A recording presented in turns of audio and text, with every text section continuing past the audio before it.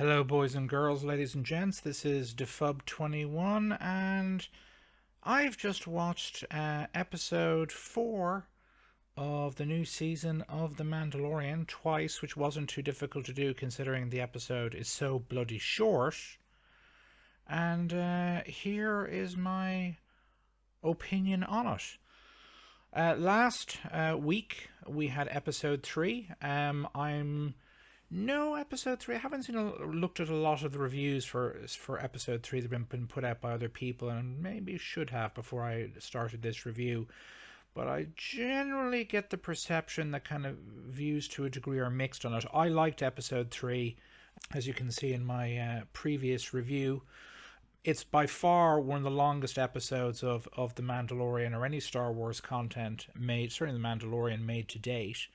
And I argued in that review that this was the right direction, that the episodes needed to be, 50 minutes plus long to avoid the kind of truncated storytelling that has bedeviled The Mandalorian since the show began. In fact, most Star Wars content on Disney Plus has been bedeviled by it since Disney Plus became a thing. In other words, the episodes are too short, which results in artificially kind of shrunk/compacted storytelling, so characters that should be more fully explored or not, particular story threads that should be more fully explored or not, and so on. And it hurts the quality of the show, hurts the quality of the storytelling. And right after A Step in the Right Direction, episode 3, longer episode, well written, well paced. It gets a bit long in the middle. Again, go back and see my previous review for the previous episode to get my views on it. But here we've got the exact opposite of episode 3. We have an episode whose runtime is barely 30 minutes, and that takes into account a previously on section at the beginning of the episode, and then the usually quite long credit sequence after for the credits at the end. And so this episode is probably barely the same length or a bit longer than an episode of many of the episodes of the Bad Batch, which as I said, for the Bad Batch animated show, I think is a bad thing. The episode should be probably at least 40-45 minutes long for that show, and for this it's absolutely terrible. The core underlying problem is, again, from the beginning, you've got very truncated storytelling with certain sequences that should be longer. And again, spoiler warning, because I'm going to spoil this. The main egregious example of the kind of truncated storytelling in this episode is, and I'll get to certain elements of the story as well in this episode, which are quite frankly stupid to my mind in the extreme. But the big one in terms of truncated storytelling is that a flying monster turns up at the Mandalorian culvert, when last time it was a kind of a water crocodile monstery thing. This time it's a flying monster, like one of those flying dinosaurs, but bigger, with a kind of more roundish head. And it grabs one of the Mandalorian kids and flies off with him. This results in a chase sequence, which, again, if you've seen the episode already, ends because the Mandalorians chasing the flying monster run out of fuel for their jetpacks, only to then see Bo-Katan, or that's her name, Bo-Katan. Yeah, Bo-Katan, chasing after them in her starship, or chasing after the monster in her starship, and it flies off into the distance after the starship. And they then cut back to the culvert where the Mando is, the other Mandalorians are, and of course Bo-Katan is, boom, right there, back, and proceeds to do, what's the word for it again? She explains basically what happened off screen. In other words, off camera. In other words, I followed the creature back to its nest. It's so far, such and such a distance away. We need to go there by my spaceship, get to a safe distance without alerting it to its presence, and yada yada yada. But this is, again, what this means is that there could have been a chase sequence where she follows the creature all the way back to its nest, or as close to it as possible. But that is, again, completely absent because of the runtime of the episode is too short and too constrained. Now, this isn't a particularly bad example of how this kind of these short episode runs negatively affect the storytelling, but it is a very obvious one. The short episodes we've been seeing from The Mandalorian from day one, again, a lot of the Star Wars content and Marvel content, has meant that kind of conversations between characters that should be longer, sequences and story plot points that allow the characters in a show to be more thoroughly and effectively explored, don't happen because the episodes are simply too short.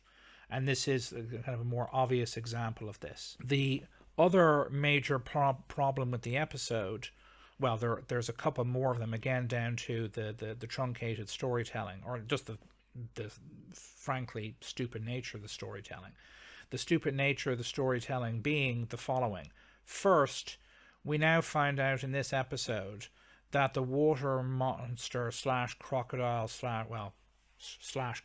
attack from earlier on this season was not in fact a one-off, that the culvert has been attacked multiple times by this flying monster, with other Mandalorians have been killed, and the Mandalorians at the culvert have made no meaningful attempt to either track down the monster's location, let alone kill it, out of simple, straightforward collective self-defense. These guys are supposed to be some of the best warriors in the Star Wars universe, literally kind of at the bare minimum on par with the clone troopers of the Old Republic, but with, it should be noted, Beskar steel armor, which provides a much better protection than what the clone troopers had. But even so, these are sort of, again, some of the OG warriors, as it were, of the Star Wars universe, historical adversaries of the Jedi, fought them in a number of major kind of armed conflicts in the Star Wars universe's kind of old ancient history. And there was apparently one of the major things that led to Count Dooku going the way he did was a particularly disastrous confrontation between the Jedi and about a couple of hundred Mandalorians that resulted in a lot of Mandalorians dead, but also a lot of Jedi. This episode appears to imply that the modern Mandalorians, certainly the ones at the culvert, are completely and utterly incompetent. Again, they've allowed this monster to attack them multiple times, appears to have attacked and killed Mandalorians who are part of their group multiple times. They have access to advanced weapons, and one imagines they have access to their own ships that they've hidden at various locations, either that or they'd be completely stuck on the planet. And so, since they have their own ships, well, why didn't they track down the creature the last time, try to save one of the previous Mandalorian victims of it, and if they couldn't do that, kill it before it could come back and do what it did in this episode? So it makes no sense. It makes them look completely and utterly incompetent, and it's just, why is that? It's just it's the combination of the short episodes, the propensity towards kind of somewhat episodic story, less serialized, somewhat episodic storytelling. The fact that, again, it comes like the animated series and like the other Star Wars shows that Lucasfilm has produced for Disney Plus, it comes across as being made by someone whose background is in quote-unquote legacy media, broadcast television, cable television, that sort of thing, where they're used to having a certain very limited runtime. They maybe got 45 minutes, well, if you're talking an hour of television, they got 45 minutes of airtime, because they got 15 minutes or more of ad time that has to be fit in there. And in the case of the animated shows, even shorter again. And they just don't seem to be able to get their heads around the fact that they need, they can have longer episodes, they can go into greater depth with individual characters, they can, on a per episode basis, they can have, they need to have more serialized storytelling to get people who are watching invested and keep them turning up episode after episode after episode. And the people running the television division or the streaming division at Lucasfilm or department or whatever it is just don't seem to understand that and don't seem to be getting the message. And if, as the reports are true, that this show is getting poorer ratings than Boba Fett, and which was getting even poorer ratings than season 2 of The Mandalorian, Like that's like really, really kind of, this is a serious problem, that one that is going to have to be dealt with sooner rather than later. And the very variable quality of what they've been making in terms of their IP, both, I mean, the She-Hulk show, quite frankly, if I'd been in charge of Disney, would never have come out. I would have fired the writing team, started over, redone the entire show. And this is, again, a thing here. Again, Obi-Wan Kenobi is another example of this. Obi-Wan Kenobi looks cheap. It looks badly choreographed, badly shot, certainly in terms of the action sequences. The action sequences are badly directed. I mean, the list goes on and on, but there is a clear lack of quality control. It gives the impression that they are not willing to spend the money to have each episode be so many, to be 50 minutes plus long in terms of the live action stuff. And this is true for both Marvel and for Disney, or for Marvel and for Star Wars. And they're unwilling to spend the money to make those episodes that long. And at the same time, they've appear to say, well, this is our budget. This is the number of weeks the show has to be on the air. So they're basically just kind of tailoring that total runtime for a season, which is budget constrained because Disney simply won't spend the money, and it's hurting everything they're making. I mean, don't get me wrong. Again, bringing up She-Hulk again. That show should never had. I mean, it was even if it had been better written, it still would have been seriously hurt by the limited runtimes. But that show was terribly written. Should never have aired. And I think so far, Disney hasn't done to Marvel what they've done to Star Wars. Again, I hated The Last Jedi. I think an awful lot of people did. And Obi-Wan Kenobi just threw more salt in the wound. Boba Fett threw more salt in the wound. You can't keep producing genuinely bad content and then interspersed with the odd bit of good content. Like, again, I thought season 2 and season 1 of The Mandalorian were flawed. It could have been great, but were flawed by the same things that affect this episode. The episodes are too short. The storytelling isn't serialized enough. And yes, there is, again, because it's Disney and they appear to be unwilling to have kind of an 18 rating section on Disney Plus, or even a kind of a PG-13, or whatever the 15-16's rating is in the US. They're unable to produce, not necessarily, again, ultra gory / violent content, but the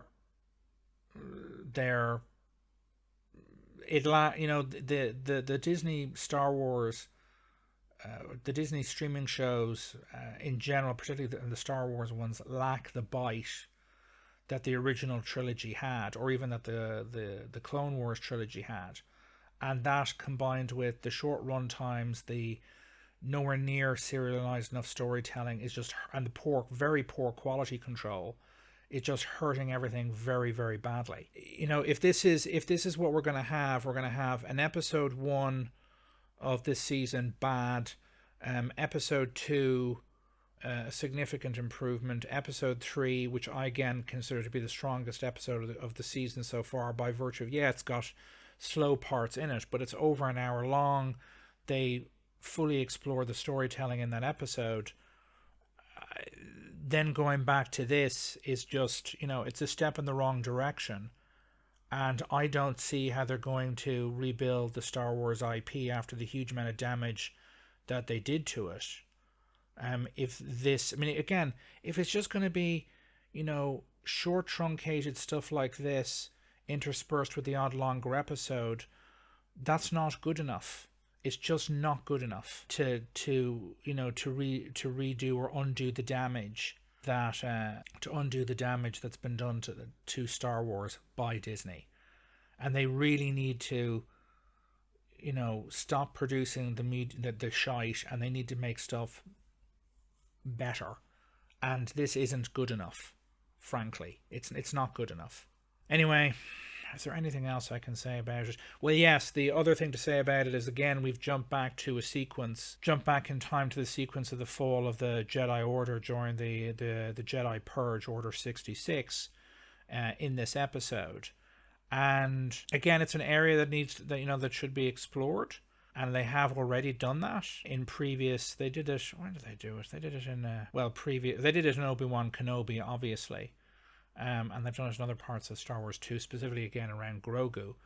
But in this episode, it's at best okay. The problem I have with it specifically, the one that sticks out to me, is that the actor who's playing the Jedi who finds Grogu when he leaves the elevator, his choreography is not good enough. I mean, he's clearly not had the time or the practice to practice using a lightsaber and use it realistically, or use it to the standard you would expect for a Jedi, an adult Jedi, to be able to.